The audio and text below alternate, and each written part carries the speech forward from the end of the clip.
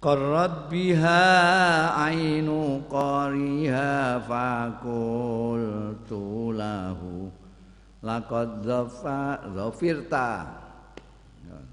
Kelandaan tukang cetak ini. Laqad dhafirta bihablillahi fa'tasimi. Qarrat biha ain anteng biha sebab ayatu hakin apa ainu qariha apa mripate wong sing maca. Qarrat ain itu tenang, seneng, nyaman, itu qarrat ain. Faqarri aina itu artinya tenanglah, nyamankan dirimu. Qarrat biha karena ayatu hakin tadi ada rasa nyaman bagi qariha sing maca ayatu hakin. Fakultu mongko ngucap sapa ingsun, memberi selamat sapa ingsun lahu marang qariha. Laqad dzafirta. Teman-teman mekoleh sampean bihablillah kelawan tali ning Gusti Allah, faktasimi mongko cekalana sing kukuh. Intatluha lamun maca sampean ha ing ayatu hakin khifatan krana wedi min harri nari ladha saking panase neraka ladha atfa'ta, berarti kamu sudah memadamkan itu apa bahasa Jawa nih, cara Jawa nih.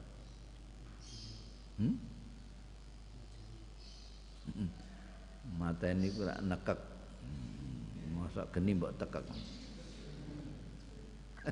Memadamkan, mletesno sira nara ladha ing geni neraka ladha min wirdiha sabimi.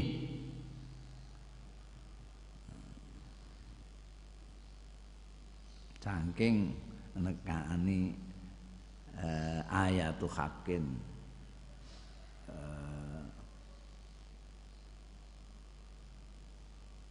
sendang mata air yang kamu datangi itu wird. Jadi kamu kalau kehausan kamu datang ke sendang itu, kamu datang ke telaga itu, kamu datang ke mata air itu wirduha. Asabimi yang sejuk.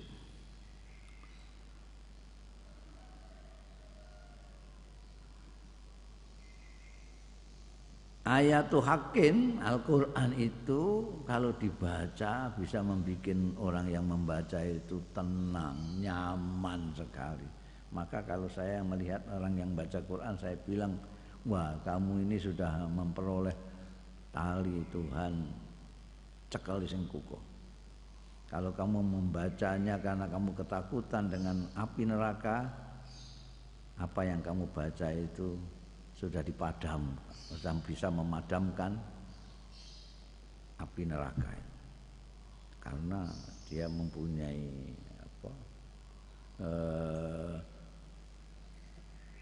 sesuatu yang mendinginkan, sesuatu yang sabimi.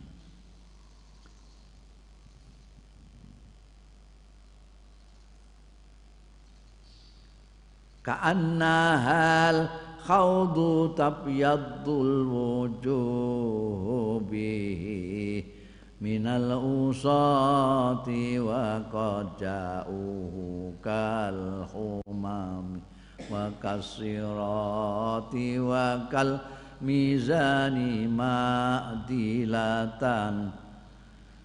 falkistu min ghairiha finnasi lam yakuni.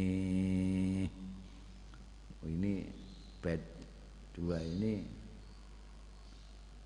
memberikan ayat-ayat Quran dengan idiom-idiom hari kiamat. Perhatikan ini. Jadi kelebihan Imam Busiri, dia bisa menggunakan idiom-idiom apa saja untuk hal yang sama, yaitu mensifati sesuatu yang beliau kehendaki.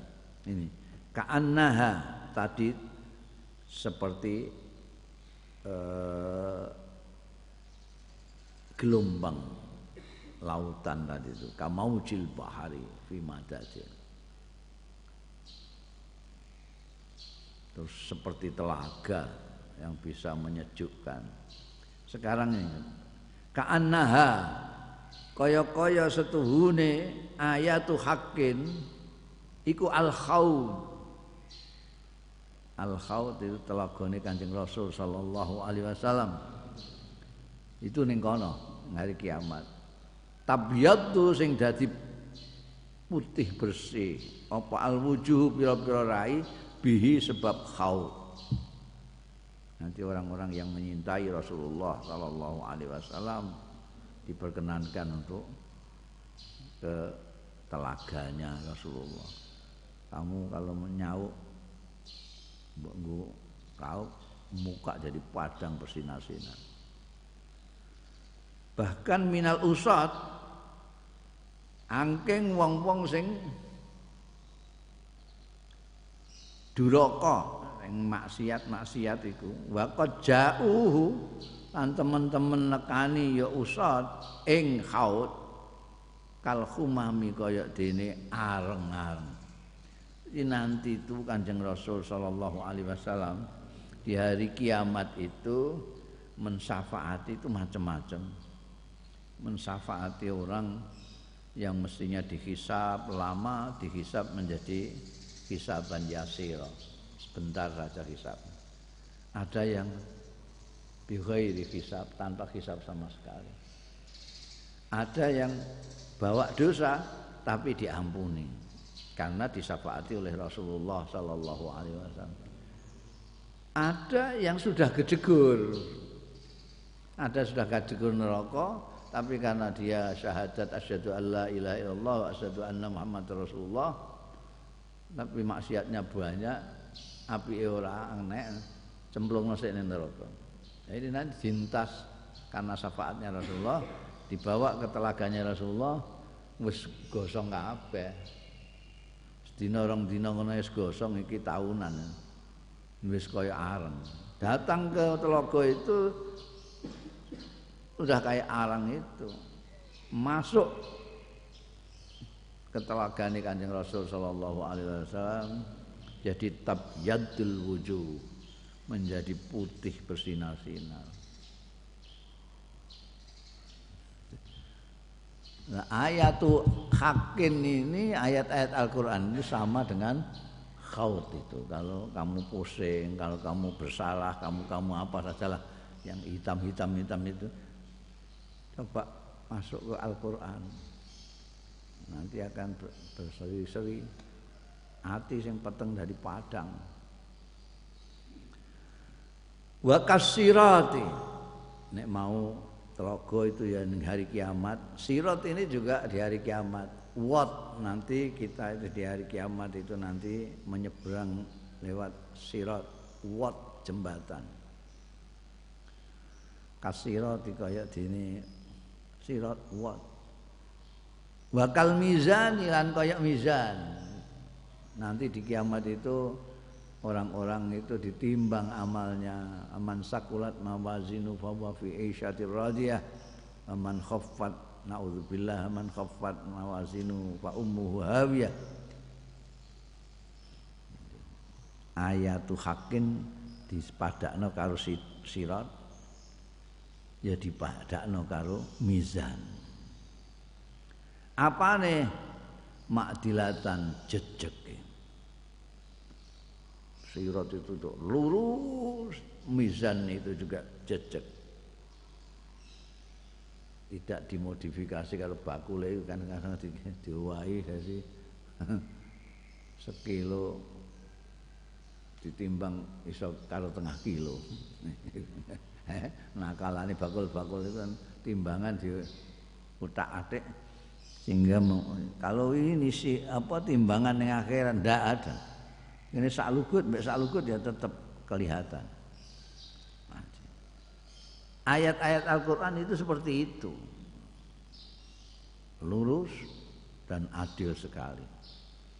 Falqistu min ghairiha fin nasi lam yakumi. Mongko utawi jejeg adil min ghairiha saing liyane ayatu hakin fin nasi ing dalem manusa iku lam yakum ora iso berdiri, ndak iso jumeneng. Cari kamu kitab apa saja selain Al-Qur'an. Ndak bisa dia adil seperti Al-Qur'an.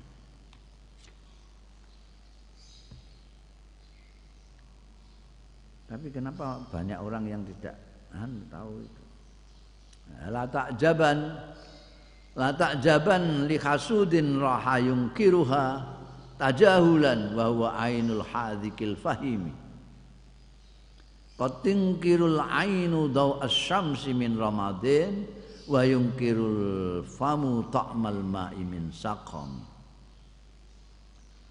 La ta'jaban, kowe aja gawok. Jangan heran, jangan pernah heran la ta'jaban.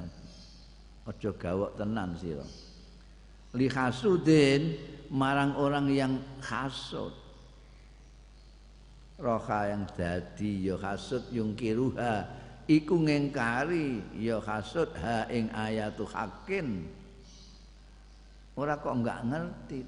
Tajahulan karena pura-pura ndak tahu.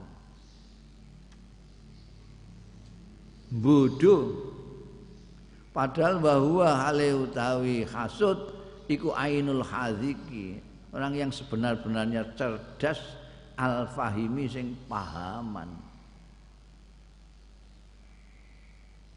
Gambari kaya yaiku katungkirul ainu, teman-teman ngingkari apa al-ainu mata dau asyamsi ing cahaya matahari min ramadin mergo enake ramat iku beleken penyakit mata sing diarani beleken iku.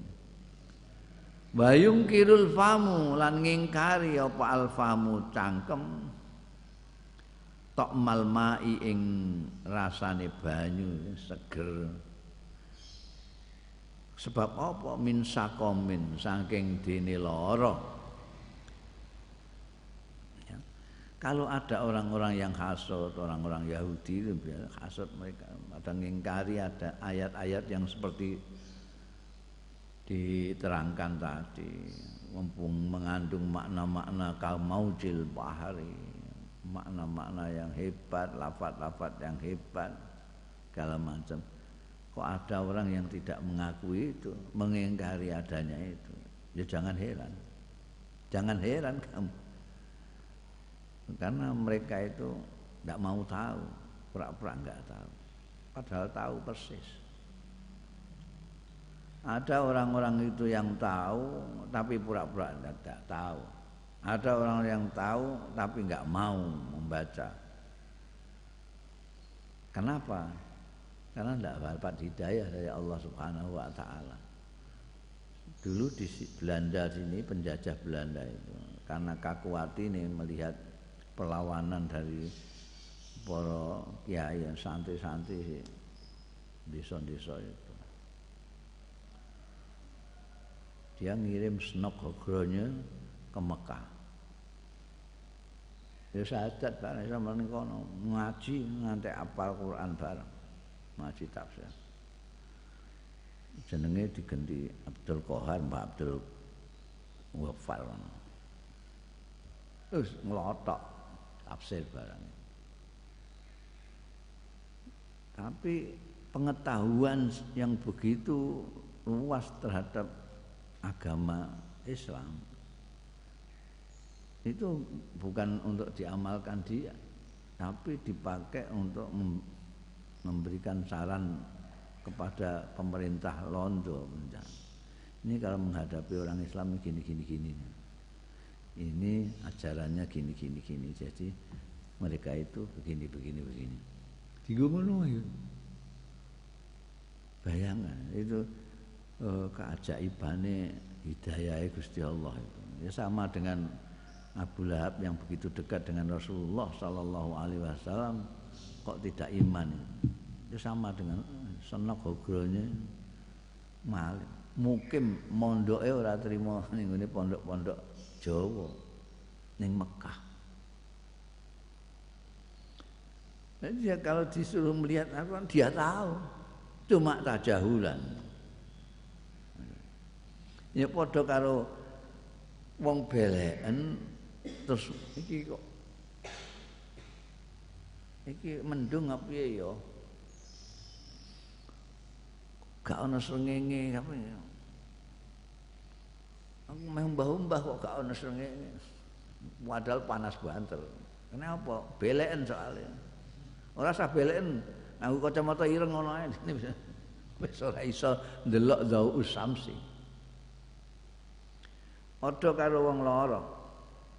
Ngombe banyu liyane do muni seger enak, ndikne muni pahit. Pahite ngene. Mergo lara. Orang-orang hasud, orang yang tidak dapat hidayah Gusti Allah, wong lara.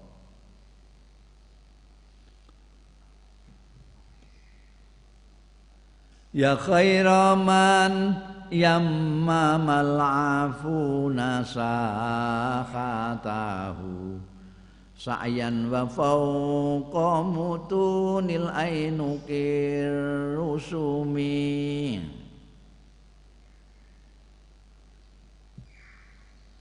Ya khairaman yammama,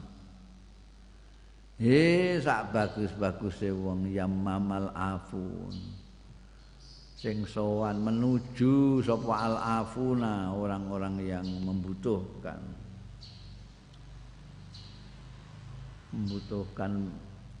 kebaikanmu, kebaikannya man yamam, sing menuju sahatahu ing pelatarane khairaman, di halamannya khairaman, sa'yan dengan tumandang jalan kaki, atau wa fauqa mutunil aunuk, utawa ning dhuwure gigir-gigire unta ar-rusumi. Unta ar-rusumi unta yang langkah-langkahnya meninggalkan jejak-jejaknya.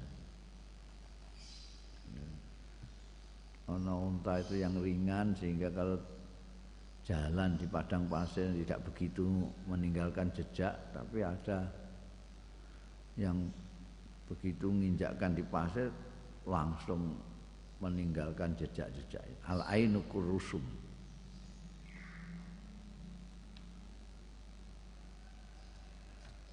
Wahai, itu maksudnya Kanjeng Rasul saiki. Kanjeng Rasul sallallahu alaihi wasallam adalah khairaman yammamal afun. Didatangi oleh orang itu Kanjeng Nabi. Ada dalam kitab-kitab tarikh itu ada bab wufud. Wufud itu delegasi dari mana-mana yang datang sowan kepada Kanjeng Nabi. Ada yang dekat ataupun jauh, ada yang jalan kaki, ada yang naik unta. Kalau naik unta itu menggambarkan orang yang dari jauh, terutama al-ainu kirusumi. Itu biasanya unta yang memang spesial untuk jalan jauh. Binatang yang paling kuat menentang padang pasir itu tidak ada lain kecuali unta itu. Dari jauh-jauh datang dari ujung selatan Jazirah Arab, ada yang dari ujung sebelah utara. Datang semuanya sowan kepada Kanjeng Rasul sallallahu alaihi wasallam. Datang ke halamannya Kanjeng Rasul karena mempunyai kebutuhan masing-masing. Ada yang ingin ini, ada yang itu, ini, minta itu. Minta diajarin salat, minta diajarin ilmu-ilmu keislaman. Ada yang jaluk duit macam-macam. Semuanya diterima oleh Kanjeng Rasul sallallahu alaihi wasallam. Mereka tidak pernah kecewa, lalu bertepuk tangan sebelah, enggak. sowan Kanjeng Nabi, hajate pasti terlunasi oleh Kanjeng Rasul. Waman huwal ayatul kubra li mu'tabirin waman huwan nikmatul uzma li muhtanin. Wahai orang huwa kang utahi man iku al ayatul kubra, tanda yang besar li mu'tabirin kanggone wong sing angen-angen, nek gak duwe pikiran ya maklum. Waman dan priagung wa kang utahi man iku an nikmatul uzma, kenikmatan yang sangat agung limuhtanimi kedue wong sing arep golek ghanimah, yang mendapatkan keuntungan.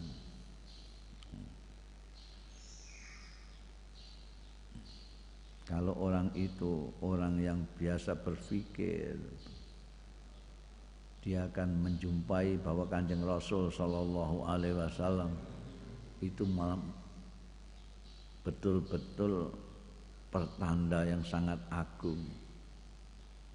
Bayang loh, Kanjeng Nabi Muhammad sallallahu alaihi wasallam itu yatim piatu. Belum lahir ayahnya sudah meninggal. Belum dewasa ibunya sudah meninggal. Terus dimong mbae, ndak lama mbae meninggal.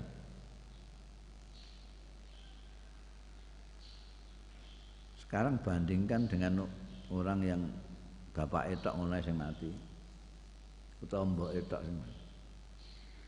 Itu kayak apa? Anak itu kayak apa? Cul-culan ini. Dimong mbae ya tidak seperti dimong bapak mbok. Jadi nek wong biasa Kanjeng Nabi iki wis ucul-uculan. Pada waktu itu lingkungan enggak karu-karuan. Minum arak, main judi itu udah budaya.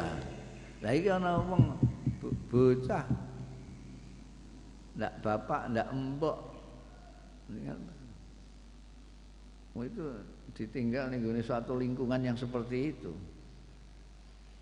Kok menjadi seorang yang al-amin, bisa dipercaya, seorang yang jujur.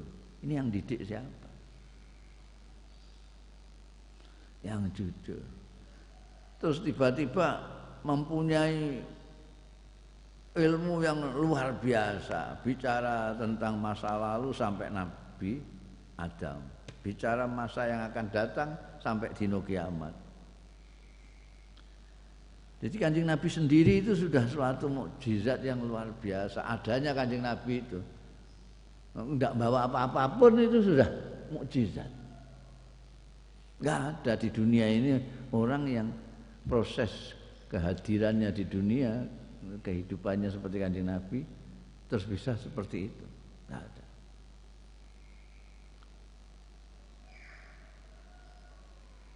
Itu dari segi kalau kita berpikir dari biografi ini Kanjeng Nabi Muhammad sallallahu alaihi wasallam, kita akan dengar melihat suatu ayat, suatu tanda kebesaran Allah Subhanahu wa taala bisa menciptakan manusia yang seperti Kanjeng Nabi Muhammad sallallahu alaihi wasallam.